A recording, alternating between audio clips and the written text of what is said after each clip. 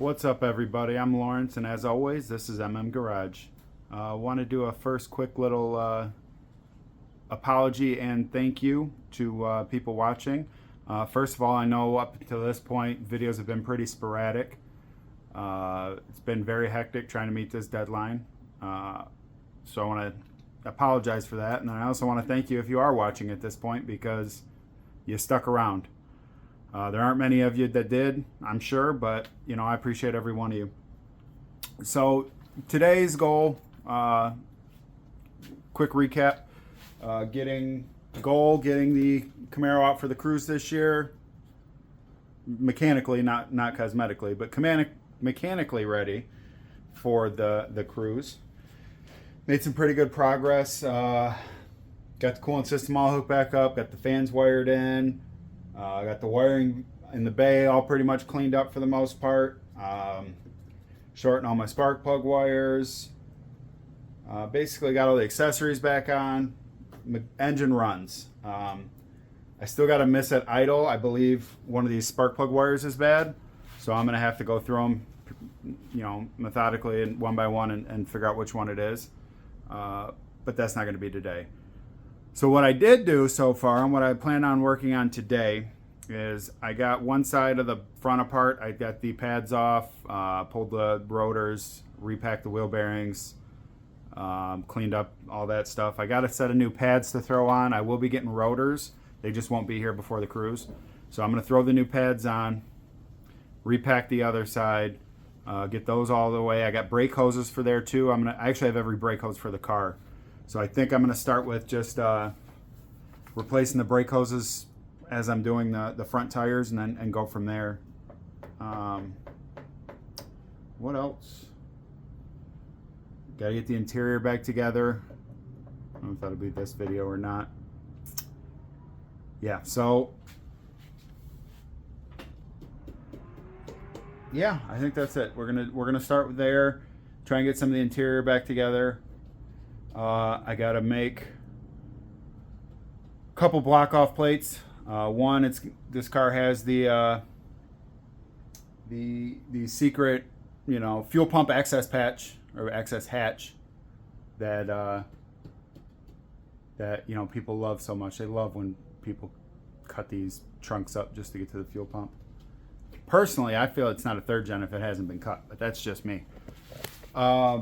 So we got to get a patch there, and then I got to get a patch. Let me see, right here. Got to get a patch over here on the so what I'm looking for. I took the AC box out and the heater core or blower motor. I'm going to get a new blower motor for a non-AC car to put there, but for this week I'm just going to put a block off plate over there so nothing comes in the engine bay. So I'm rambling at this point. No need for rambling. I'm going to be cooking dinner in the midst of all this, but let's get started. I'm going to finish up the one side that actually I'll start with the other side. We'll do a full process, front to back, start to finish on what's going on up there, and we'll go from there. All right, well, let's get set up. All right, so we should have everything we need here. It's not much to take all this apart, with the exception of the brake hose. I don't have the tools for that over yet. It's weird, 3/4 was the lug on the other side. Somebody must have switched these out at one point in time. It's the first time I've ever taken the tires off of this. 13/16 it is.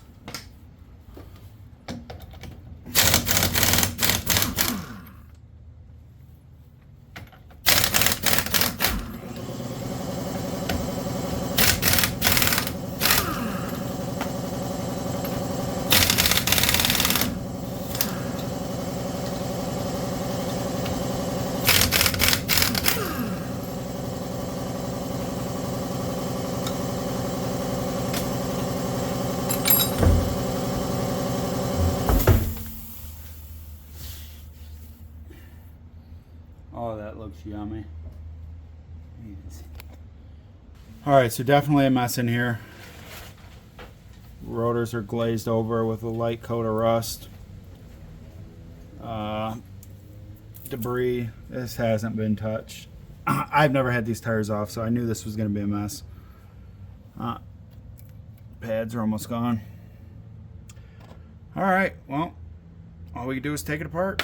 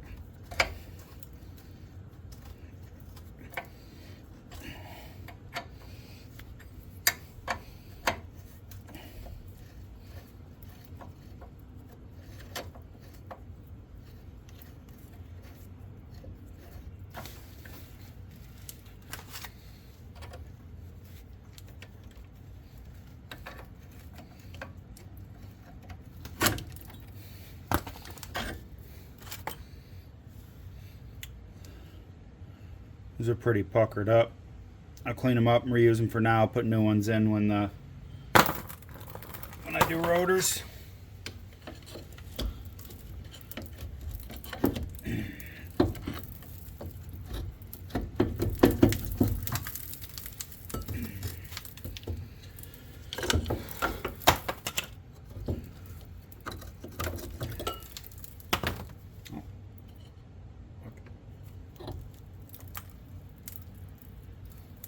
petrified spider in there. It's pretty neat.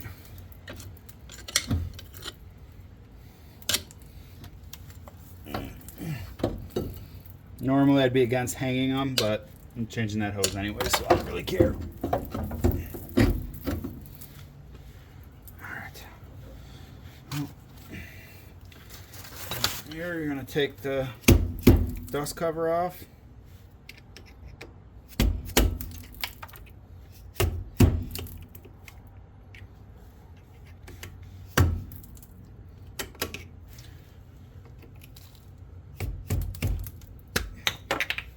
Go around, split it in a couple spots, and then pop her off. All right, this is where things get greasy. This is where I put gloves on.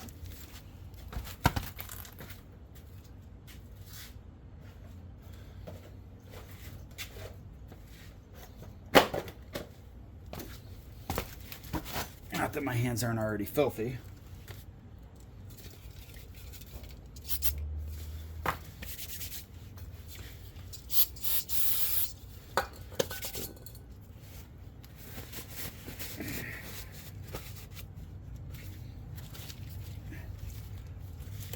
Brake cleaner's probably not good for the skin, but it's all right.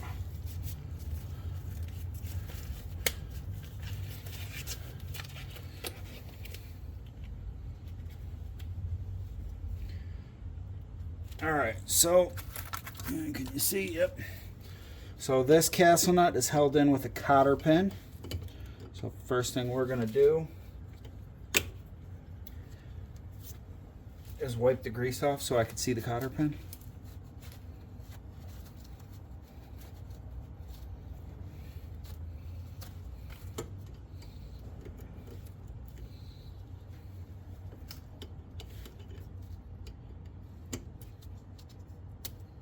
Oh, okay. Not much left of this cotter pin.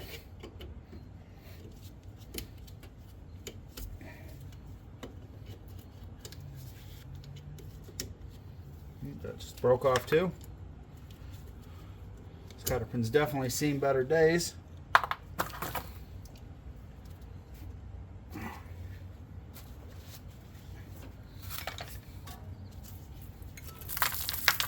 So these bearings are actually still fairly free. I could probably get away with not touching them at all, but we got them apart. Let's pull them out, inspect them, and re-grease them. I should have just left them really, because I'm going to probably replace them when I put the rotors on. But whatever, we're already in here.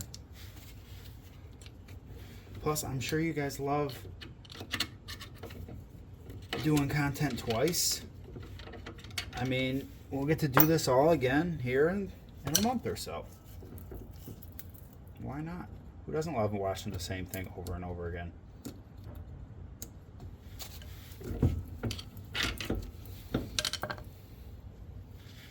I did forget something. I forgot my little bearing bend.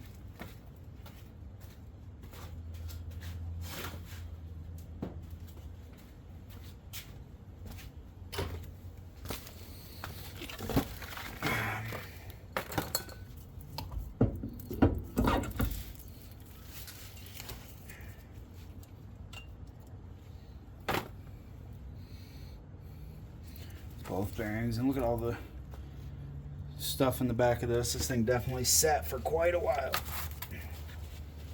in some tall grass or something.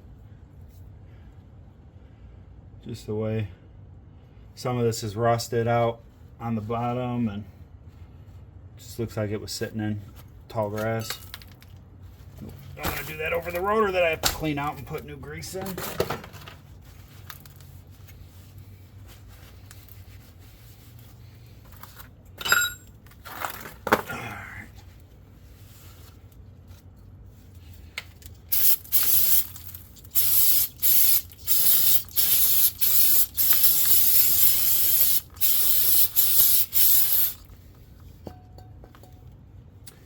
Got my roll of paper towel.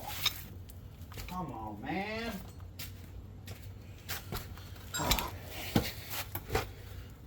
Worst setting up for a scene ever. Jeez. I wonder more people don't watch me on YouTube.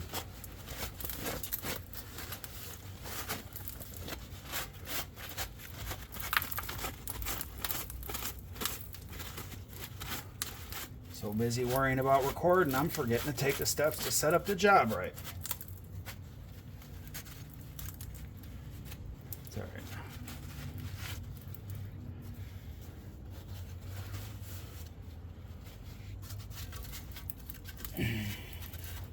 All right, so let's take a peek at these bearings.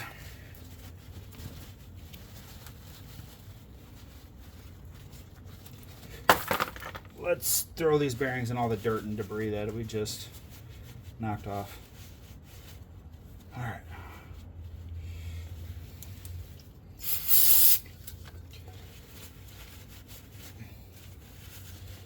So, overall, of course my fingers are all slippery now.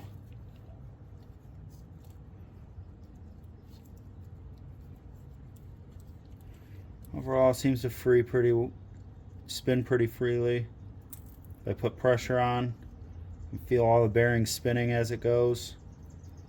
This is definitely still a good bearing. So these are, again, for people like my kids, you know, used to hub assemblies and things like that. These are race bearings, not races and go fast, although, you know, that's the thing too. So the way these work is these bearings sit inside of a cup inside of the rotor, which I'll show next. Sit inside of a cup inside of the rotor, and the shaft comes through here. So this shaft sits on here, and the inside of the rotor cup, as it squeezes, when you tighten it down, it squeezes to hold this locked in like this, so that all these bearings roll as it spins. Because right now, if you spin it, the needle bearings don't all. Some of them do, some of them don't. It just depends if they're making pressure right now or making contact right now. But pushes this tight, that snugs all these needle bearings against the inside of the bearing. And then you get to the rotor, and inside here is the race for it. This is a bearing seal. The inside of the race, and this race is tapered to fit on this taper of this bearing. And it's the same thing on the front. You have your taper here to fit the taper on the front side of the bearing. So that's how wheel bearings used to be. Now everybody just goes and you buy this whole knuckle assembly and boom, you're done. How's your mother? So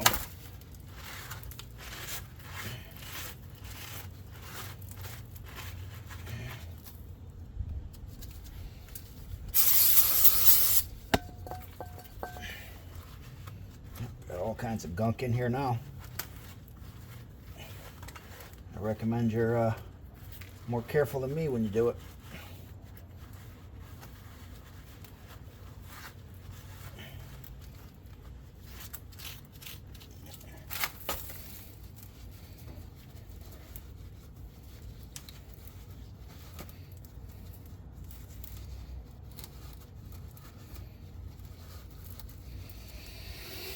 All right. Lied. One more thing I forgot was the bearing grease. God.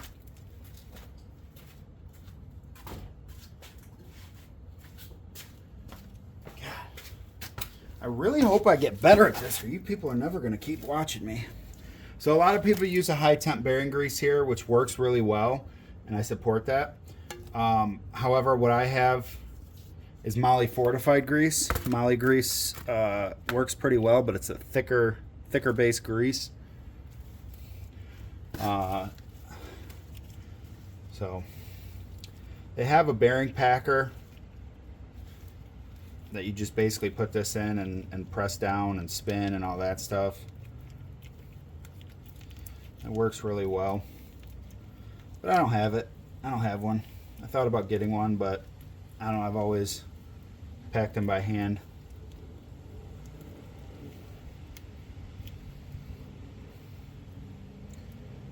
And these are already kind of pre-packed. I didn't clean all the grease out of it because the grease was still pretty good. Probably should have, considering I'm using a different kind of grease now, but I'm sure she'll be all right. We're going to change it all eventually anyways. I think we'll be all right. So I like to make sure you got your grease inside of the needles, inside of the bearings. Pop that back in the rotor.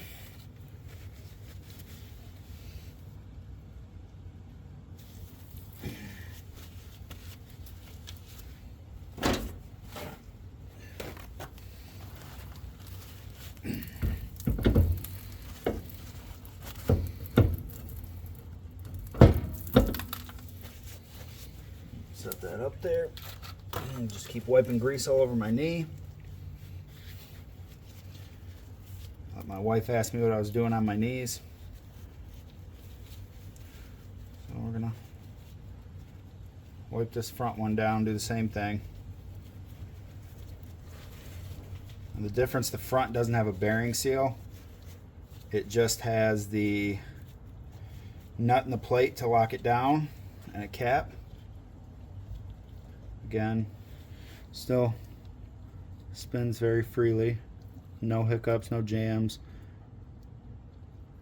Bearings turn as I apply pressure. So I'm going to send this, I'm going to call this good.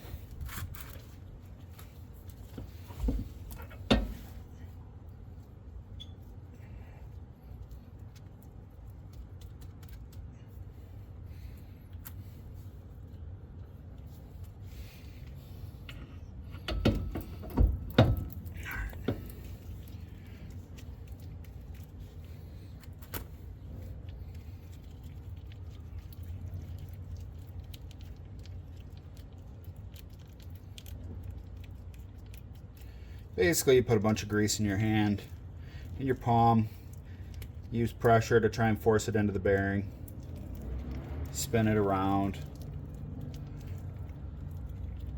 There's videos on how to pack a bearing and all that stuff. Most people nowadays will just go out and spend 20 bucks at AutoZone and get a bearing packer. Or they'll pay somebody else to do it, somebody like me. All right.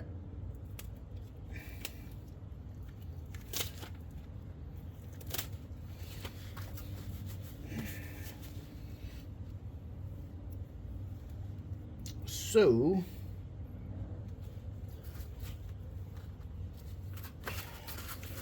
the plate, the washer that goes in there has a notch in it that goes in the keyway like space on the shaft, on the spindle.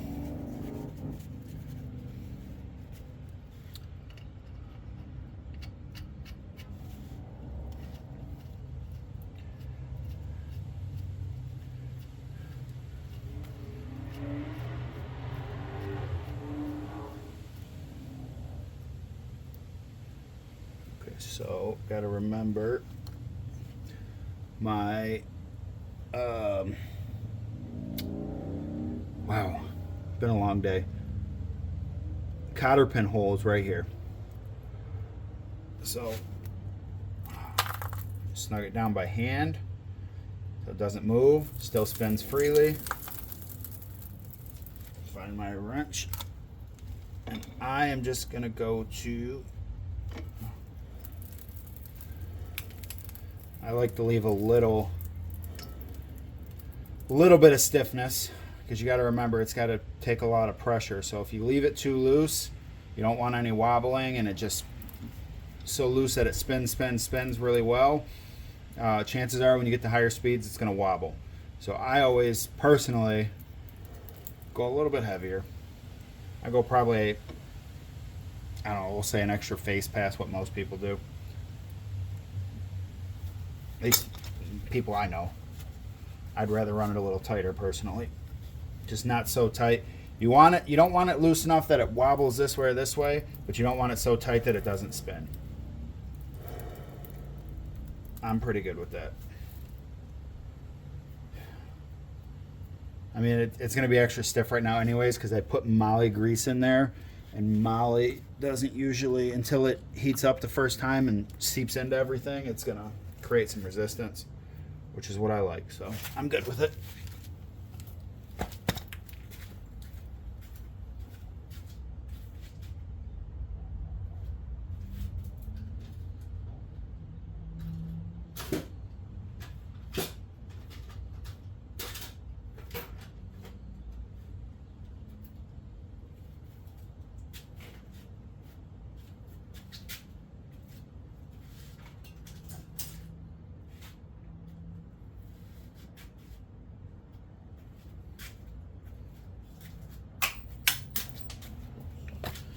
All right,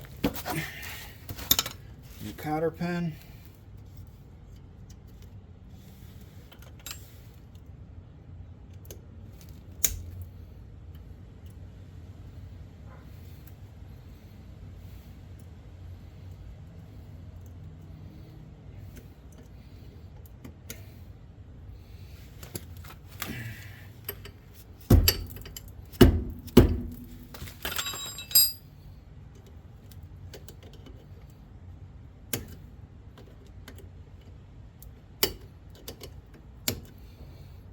All right, and we clean out the dust cap.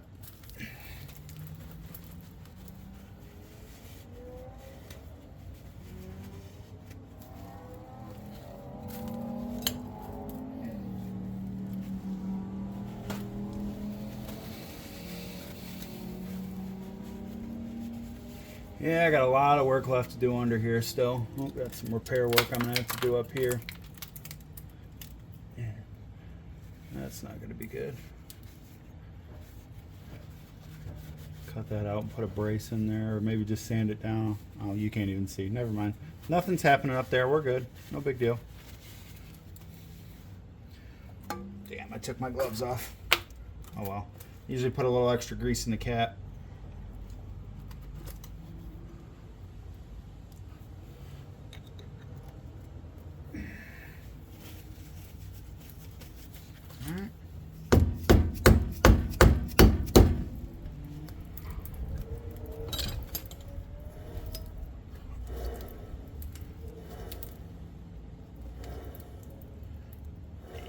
We'll definitely be replacing those bearings and the rotor, all that. Probably put new calipers on too. These calipers are looking a little rough. Who knows? Maybe I'll just do the damn brake upgrade. But, all right, let's go check out the new brakes. All right, I'm not usually one for unboxing videos, but let's see what Rock Auto has blessed us with today. Just ordered some bare minimums that I needed to get this safely on the road. Definitely some of this will have to be upgraded. Let's see what we got here. Alright, so it looks like these are all the brake hoses.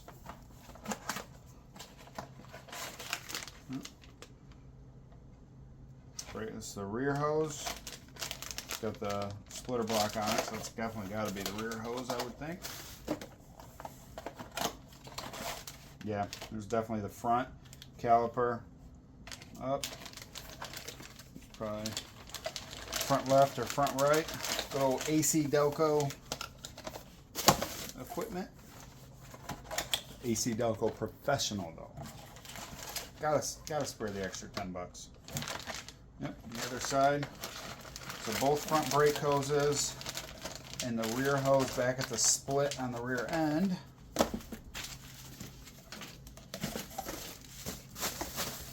So that out of the way. See what's in here. This is awfully light for the size of it. Oh, I just realized I didn't get a magnet in that box. This is BS. Jit me. A handy box opener. Oh, you love these things. They're good for everything. $4 for a set from Harbor Freight.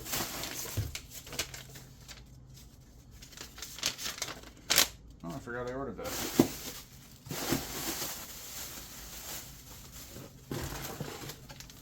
Forgot I ordered the high pressure Power steering helps because it had a small leak. Thought there were brake pads in here. Uh-oh. Well, that's not bueno. Here's my thing. Lincoln. Huh. Alright, well that could be a problem. I guess we don't have brakes. Oh, I'll have to hop online tonight, see if we can get them here in time, or if I need to go and the hardware store, the auto parts store. But we do have some goodies though. We got the high pressure line that's leaking. We have the 3 brake hoses. So at least there's more to do. But I'm gonna, I think I'm gonna wrap it up for today. There's been a lot going on today.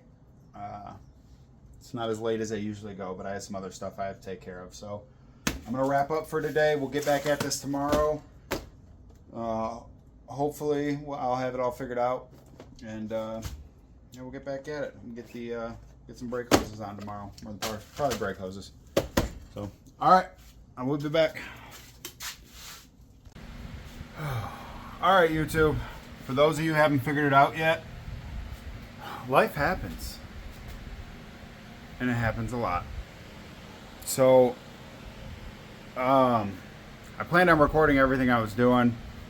I've had to take some shortcuts, skip some recording, personal things in life happening, and this deadline's getting too close. So from here forward, I'm going to try and record as much as I can, but I'm not going to be able to record everything. I'm not going to have the time. I'm less than 5 days, and there's a lot of work to be done. So I'll give you a quick update of where I'm at, go over what I've done, and then I'm probably going to wrap this video, and yeah, I'll just keep plugging along. Let's go over that real quick. Alright, so I don't have brakes yet. I've got about 50 to 60% life left on these. They look like crap, they're old, but you know what? We're going to run them. Hoping to, I was going to order brakes, but nothing's going to be here before Saturday.